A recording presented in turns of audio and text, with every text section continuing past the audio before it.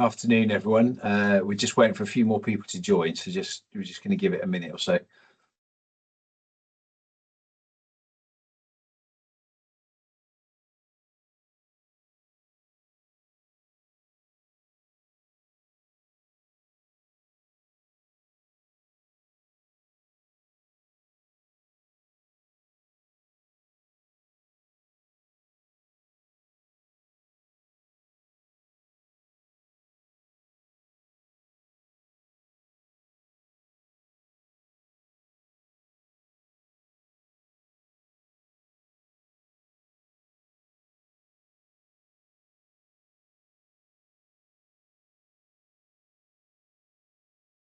Right.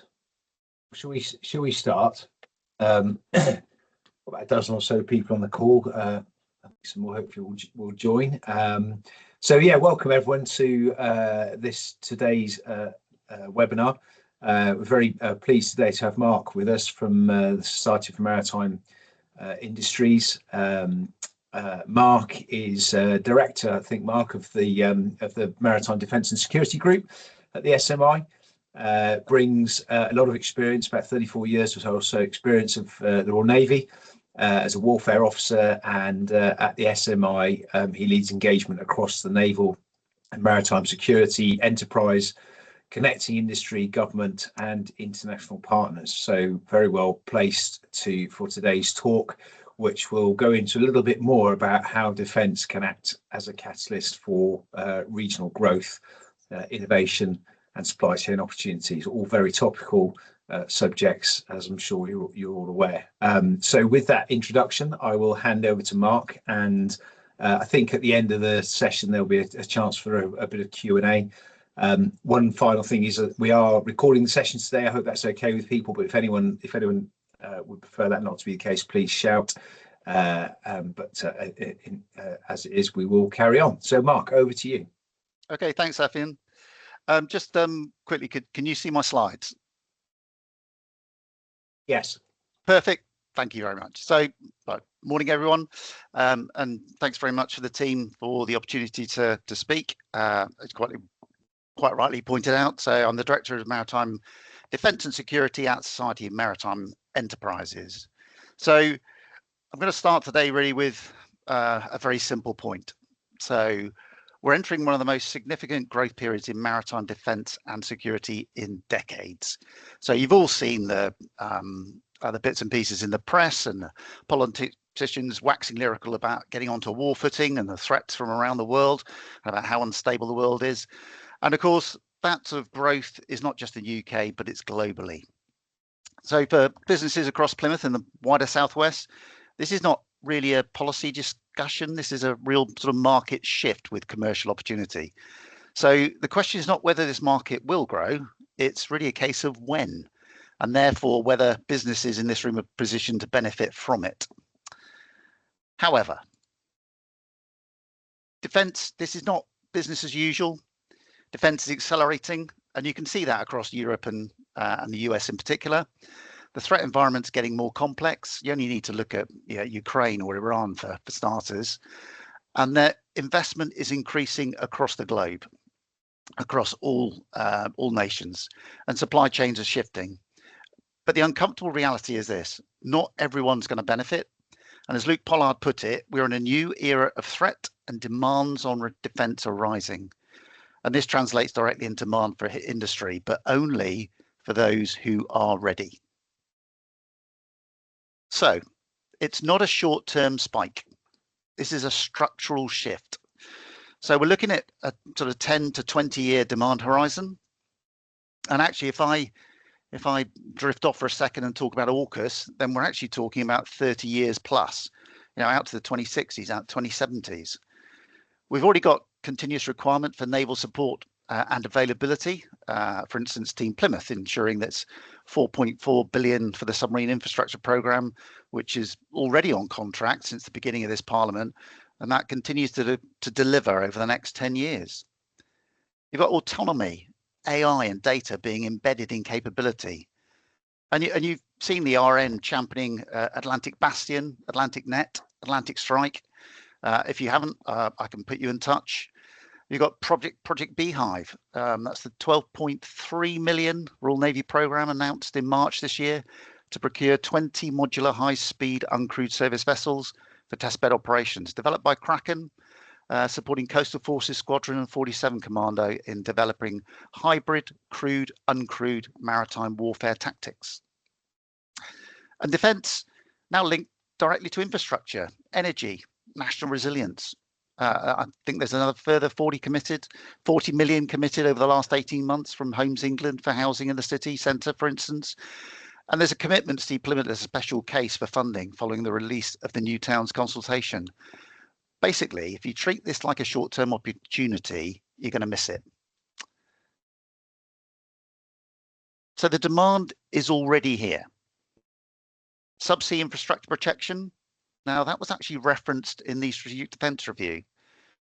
I wouldn't say it's clear on who's got the responsibility, but the Cabinet Office technically lead, but it's cross-departmental. In the SDR, it mentioned about the Royal Navy taking a greater role. You've got naval maintenance and availability. And availability has been one of the challenges across the fleet from the RN for, well, I'll say since I was in the Navy. You've got maritime autonomy and uncrewed systems, and this is possibly the fastest growing area in maritime.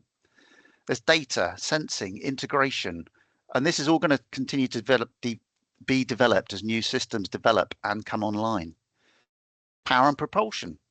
Large strides have already been made across alternative fuels. SMI already sits on things like the H2 Fuels Group at Maritime UK Southwest, but we're looking across the university sector for innovation and what, basically, these are not really future concepts. These are active areas of spend right now. And there's a but. There's always a but. While the opportunity exists, competition is moving fast. If I take Europe and the Europe alignment through their member states, you've got the European Defence Fund supporting companies across the EU member states. And of course, post-Brexit, we're not really part of that anymore. And the EU has significantly increased its defence funding to bolster industrial capacity, research and joint procurement, driven by that security landscape in Ukraine. Major initiatives, there's a 1.5 billion uplift of the EDF now, up to 8.8 billion for R&D. And then there's the European Defence Industrial Programme, another 1.5 billion to boost production. And then there's the EU's much talked about Security Action for Europe, the SAFE scheme, 150 billion to facilitate joint member states. And unfortunately, at the end of last year, talks broke down and the government decided that it wasn't value for money to join that partnership, which is a shame. But that's out there, that's direct competition. Then you've got US primes actively, aggressively building SME ecosystems. There's a lot of that going on within the AUKUS environment, and that again is a challenge, certainly, but we've got to get it right. And the regions themselves across the UK organising themselves just to attract that inward investment. So if you're not positioning now, you should start to consider it. Where are you and where do you want to go? Where do you want to play? Now, I suppose this is the important point for this audience. This is not something that's happening somewhere else. Plymouth is already in the defence system, as is the wider Southwest. There's Babcock International at Devonport, supporting the Royal Navy fleet. You've got Devonport Naval Base, one of the most significant naval sports facilities in Europe, and the Southwest is the home of the Royal Marines. Got University of Plymouth.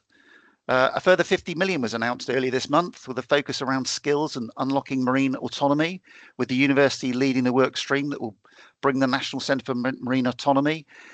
And in that is the work around establishing a trials authority, putting testing and evaluation at the core, alongside everything we have for the right skills for the future. And there's Plymouth Marine Laboratory in your doorstep, delivering capability and autonomy in ocean science. And Plymouth City College being named a DTEC hub with another 10 million for defence funding. So there's already a defence ecosystem. And autonomy is a great example. It's not something that's coming in the future, it's already here. Through the regional ecosystem around the National Centre for Marine Autonomy and the wider activity in Turnchapel and your regional test bed, Smart Sound, this region is already contributing to future naval capability. Defence is looking for scalable, deployable, autonomous solutions, and scalable is the recurring theme. So it's a real opportunity for the region, but the question is, how far into it are you? And the Freeport's another key enabler. Plymouth and Devon Freeport creates the conditions for growth. Opportunities for manufacturing capability, attracting investment with space to scale. But it's important to be clear, Freeport status does not create growth on its own. Your businesses do. So why does this matter? Let's just come back to a little bit of sort of commercial reality, I suppose. So UK defence spending, and we've heard this talked about a lot since last year, rising to around 2.5% of GDP, and 3% was the target by the end of the next Parliament. Those timelines appear to be shifting, and there's a lot of work going on between the department and the Treasury to try and work out how they can make that a reality. And plus that extra bit of general security, the 1.5% on things like SIS, etc., that will bring it up to 5%. However, I would argue that the numbers are, well, not meaningless exactly, but I wouldn't hang your hat on them, because the Strategic Defence Review and the Defence Investment Strategy set us on an ambitious path. And it was well written, I would say, articulating the threat and trying to lay out the case for a whole of society approach. The absence of the Defence Investment Plan, which is, again, much talked about, although not currently helpful, and you've got the likes of Tandesi banging the drum and the Defence Committee, which we feed into, trying to get that or leverage it out of the MOD. But we believe the government is beginning to understand the scale of the funding that is actually required. And therefore, the trajectory will only go in one direction, and that's up. So that in itself doesn't help us in the short term. But again, it's reiterating that idea that you've got to be in it for the long game and the long term. There are multi-million-pound naval and submarine programs already underway. And again, the SDR mentions up to 12 new submarines in the fleet. And Devonport is central to UK submarine sustainment. And these programs run for decades, not years. So the key point is, this is one of the few markets offering long-term, stable, high-value demand. And if your business is looking for pipeline certainty, well, this is where it will probably exist. But where does the money actually go? Yep, there are primes like Babcock, BAE Systems, Kinetic, Rolls-Royce and the like. But underneath, there are long-term support contracts, infrastructure work, specialist SMEs, not to mention the associated spin-offs like extra housing required. Most companies in this room probably not going to sell directly to the MOD, but you absolutely can sell into that supply chain. Right, a bit of practical. So some would probably say probably the most important slide I've got, because this is where businesses fall down. It's the access. If you're not visible on these systems, you're effectively invisible to defence. So you need to be on JOSCAR to work with many primes and actually be visible to the whole of the MOD internal ecosystem. You need to understand and engage with the defence sourcing portal. You should be tracking opportunities through the contracts finder. And increasingly, you need to be aligned to cyber standards like Cyber Essentials Plus. But defence is not an open market. It's a structured system. So there's a new, relatively new, it was supposed to open early April this year, which is the Office for Small Business Growth. It actually sits in the new National Armament Directorate, which is one of the 4 pillars of the new part of defence reform. And it was set up really just to help particularly SMEs navigate that complicated and complex ecosystem which they call defence.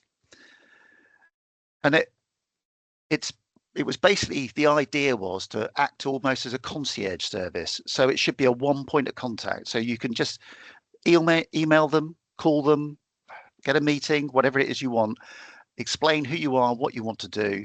And the idea is that the Office for Small Business Growth will be able to put you in touch with the relevant part of the MOD. That's something that's been missing for a long time, and something that SMEs for years really have complained about. And my only really advice really is entry takes time. And if you want to work on things like AUKUS, well, let me know after this particular session, and I can connect you into the authorized user community. So, what defence really wants? Now, defence, often you get, I wouldn't say conflicting demand signals, but it does appear confusing. But defence is actually quite clear about what it wants. One of the things is reliable partners. Reliable partners come from trust. And that's pretty difficult to achieve when you're new to the system. So how do you engender trust? You need to make those relationships. You need to get into the meetings. You need to get to the conferences. You need to get to the seminars. You need to talk to those people in uniform, those people, the officials, and you need to explain who you are and get a one-to-one relationship. At the end of the day, life evolves around relationships, and trust is really key. Scalable capability. You only need to listen to the First Sea Lord when he talks about getting onto a war footing within the next 3 years. And he's talking about the money that they've got within the RM budget at the moment. They're going to transform that in to generate mass. That's scaling up. So scalable is the word of the day. That's what you need to do. Proven delivery. Ukraine has been a test bed for many companies, many partners, but it's not the only way you can prove. You can get out there onto various test ranges, but you've got to, at the end of the day, you've got to prove what you can say you can do, because defense doesn't buy ideas, it buys confidence. And if you're delivering a bespoke, specific capability, you need to show exactly how it works, but also how it might integrate into larger systems, which means working alongside primes. So what do you need to do? Define your relevance to defense clearly and early. Dealing with MOD programs is not for the faint-hearted.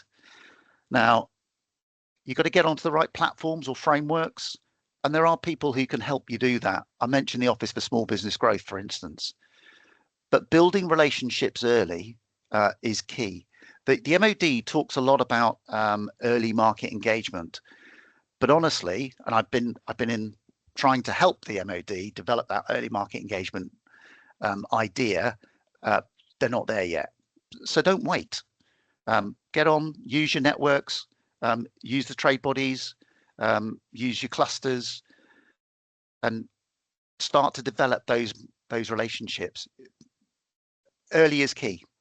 Invest in standards. You're going to need these. So if I reiterate one thing, use the trade bodies, use the clusters, use the regions, use Team Plymouth, build your network and commit for the long term. Because if you're not doing these things or not able to, I would suggest you're probably not in the right market.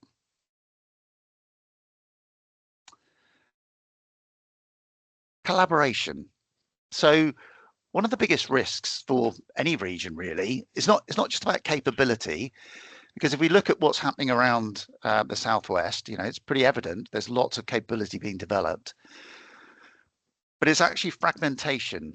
And what I mean by that is strong individual companies, but with a weak collective proposition. Why?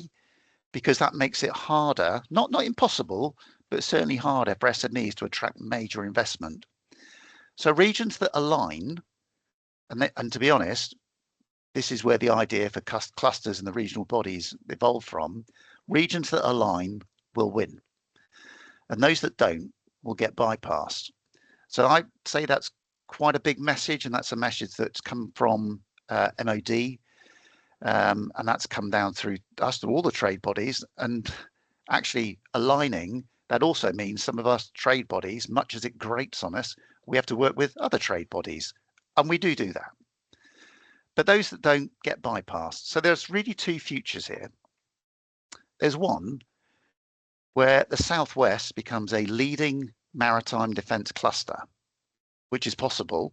And I think that's the direction they're already going, because I'd argue that the foundations are all there with growth, exports, generating high value jobs. But there's also an alternative where the workflows elsewhere and businesses here remain at the margins. Both are realistic, but only one requires action. So it would be probably not, you probably wouldn't have, well, you would, this would not be expected, a shameless plug.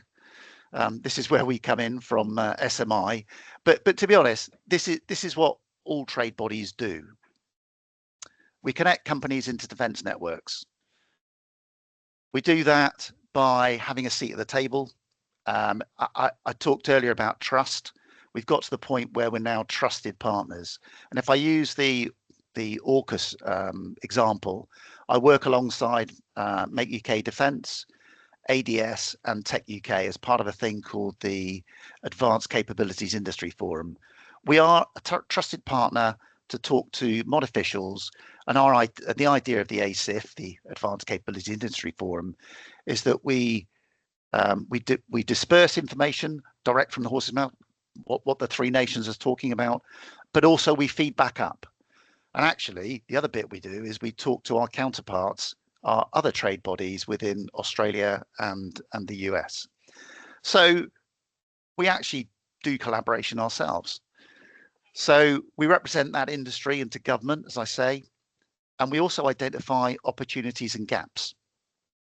And collaboration, along with scalability, if there's two things you take away from this webinar, really, I would say scaling up, that scalability, and collaboration, and being able to collaborate within the industry, within your capability across the board.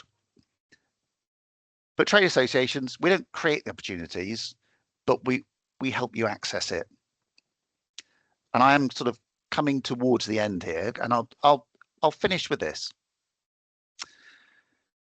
I think as a company coming into that mod ecosystem and thinking again about what does a government want to achieve, you know, they talk about growth, and that's what they're trying to use defence as that growth catalyst, whether it's through dual use and bringing other people into the ecosystem. I think I've probably explained that it's not the easiest ecosystem to get into, but there are levers, there is help out there, and whether it's through like-minded people like ourselves, or whether it's through the Office for Small Business Growth, or whether it's just, you know, some of your peers. But are you visible to defence?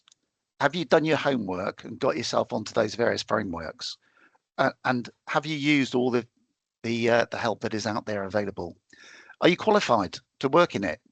You've got the right accreditation, whether it's cyber standards or just cyber essentials, but for instance. Have you started to look at the standards and the MIL standards of what it is that you're using, how you can get into, maybe you want to get into the submarine area and you need to have some nuclear standards. Are you connected into the supply chain? Have you got the right pathways? Do you know who those SME champions are of, you know, whether it's Babcock, BAE, whether it's in the Kinetic system, whether it's in Rolls-Royce? You know, do you know who it is you need to talk to? And again, there are plenty of people out there who can help you start to look at the right people. And are you actively positioning your business? And by that, I mean through seminars, conferences, events. You know, we try and get out to many events, and I often bump into everyone quite often at some of these events, whether it's Oceanology International or whether it's down at Seawork. But you need to get out there and you need to talk to people and you need to engage with the officials. And again, your trade associations, your free ports, the regional clusters can all help you do that. It's all about those key relationships and building that trust. And as George Robertson made it clear, the UK must become more ready, more resilient, and more capable. And industry is simply, well, it's central to that. So I suppose my final thing would be is a very simple question. Are you in, or are you going to watch it happen? And hopefully that's generated some discussion. Yeah, great. Thank you, Mark. It's really, really interesting. Yes, there is one question in the chat. So Andrew Honey's put in there asking if you could amplify on the regional alignment point you made a couple of slides ago. Yeah, certainly. So regional alignment. So if you look at the moment, the government is trying to work out how to spend some of that defence money, and it's not just defence. Actually, it's across the HMG point, and all they're trying to do is, so we've got down in the southwest, the Centre for Maritime Autonomy. I think they're looking for an advanced manufacturing area. They're looking for an AI specific area. So it's talking about sort of particular capability and trying to develop an ecosystem where it's a sort of a centre of excellence in that particular area. So that's all I was meaning about aligning that particular area in the regions. Each of the regions is trying to find its own USP, if you like, and something that it can coalesce behind. I would say the Plymouth and the Southwest are probably leaps and bounds ahead of all the regions, because I've identified that sort of autonomy, use of AI down here in the Southwest and the ecosystem already, which sort of organically grew out of Turnchapel, but it's sort of leaping ahead now, really. And I think you've got a lot of political backing and political will behind it, and I think it comes with you've also got a sort of a strap line as well, which makes things easier for politicians to think, yeah, I can see the value in that, because Centre for Maritime Autonomy, if it's anything autonomous in the water, right, bang, it's down in the southwest, that's where we should be investing. And that's what I mean by this sort of regional alignment. That's probably a bit of a waffly answer, but I hope that sort of answers it. Yeah, Andrew, do say if there's anything else that you want to come back on to Mark on that. I can't see any other hands at the moment, Mark, but just a couple questions from myself. You talked to there is a load of help out there. And I think the SMI holding getting into defence session at the Battle Lab on the 12th of May. Is that? Yep, that's right. Yeah, that's for SMEs not in the defence sector yet. So that's Battle Lab over in Dorset. So I think that's on your website as an event. Yeah, it is. Can sign absolutely up to, right? And and I think in terms of I think there's been lots of efforts, if you like, over the last 5 years, I would say, in trying to work out what the challenges are, particularly with SMEs, trying to work within the mod ecosystem. And I much as I like to bash the MOD over the head, I think they've made a really useful and sort of forward-looking idea of developing this Office for Small Business Growth. I think it's going to be a real help. The trouble you've had with the MOD is, if I sort of paraphrase, you had DNS transformation starting back in 2024. Then it was followed by defence reform, where you got into the 4 pillars. So you've now got a Department of State, you've got the Military Support Headquarters, you've got the National Armaments Directorate, and you've got the you've got the Defence Nuclear Organisation. So those are the 4 pillars. That's been a massive change within MOD. And then on top of that, you've got trying to get the NAD up and running, and trying to understand exactly what it's going to go on. But you've got defence exports have moved into the NOD. You've got the National Shipbuilding Office, which has moved into the NAD.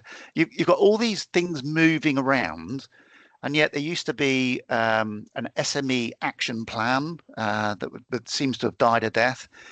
But with all these things going on, you can quite understand how SMEs just look at the MOD and think, oh my God, that's a basket case. Why on earth would I be trying to get into that ecosystem? And that's really where this Office for Small Business Growth has come out. And I think it really is one of the I suppose best things that the MOD have done in the last few years. It was actually pushed by Maria Eagles in her role, and Luke Pollard's taken it on. But I think it's going to be really useful. And if you haven't engaged with them yet, they've simply got a small website at the moment, but it is going to develop. I think they're trying to get up to sort of to be at sort of, what do they call it, the operating level of whatever it is by the end of this year. But they did start in April this year, and the website's up and running. We're linked into it, and you've got links in from Make UK Defence, ADS, and ourselves. And it's one of those things that's, I think it's going to be a success because they actually collaborated with industry, and that's something they found very, very difficult in doing over the past few years. And I think that's one of the biggest challenges they've got.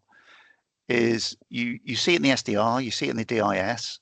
They all talk about you must work with industry. You know, that's the way forward. And yet the challenges that the MOD have is that they don't really know how to. And the reason is because they're always very scared of the sort of commercial in confidence. You know, in that pre-contract phase, if I talk to company X, I'm going to give them unfair advantage, and if the contract goes in a certain direction, then somebody else is going to sue us. And so we've tried to sort of act as brokers, if you like, or middlemen, and that's all the trade associations, and set in the middle, because we're not looking at contracts. We're just trying to help you just do your policy. So that's really what we've been trying to do. But as I say, there's quite a long way to go. And actually, if I just talk a little bit about the Defence Investment Plan, and I did mention it, you know, it's not helpful, it's been out, and I think many people have been almost wanting to hang their hat on, saying, look, I just need to know what's being, you know, what is going to be funded in the future. But I don't think it's going to be the panacea that we all think it is. I think what you're going to find out is that, one is they can't release anything before the 7th of May anyway, because the elections in Purda. It's been banging around, and it's on the number 10's desk at the moment. And it's been backwards and forwards between him, the Secretary of State, and the Treasury. It's sort of going round and round and round in circles. And I'm not sure that's going to come out anytime soon. But I think what you will see is that as they start to understand what are the sort of, I suppose, strategic plans and programs that need to be enacted, things will come out almost being drip fed, rather than just a bang, here's the Excel spreadsheet, all go after it. Again, that's going to be difficult. But I think all we can do as a trade association, if you like, is just keep explaining the importance of clarity, and Defence needs to explain exactly where it's going to be investing, because that has a direct impact into what companies and where those companies want to invest.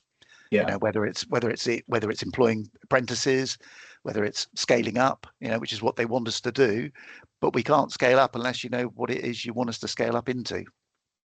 So we need that clarity from Defence. Yeah. And then just another thought, Marcus, is again on that sort of support and stuff. There's you know, businesses sometimes find it helpful to talk to other businesses and so on. So there's obviously the Southwest Regional Defence and Security Cluster.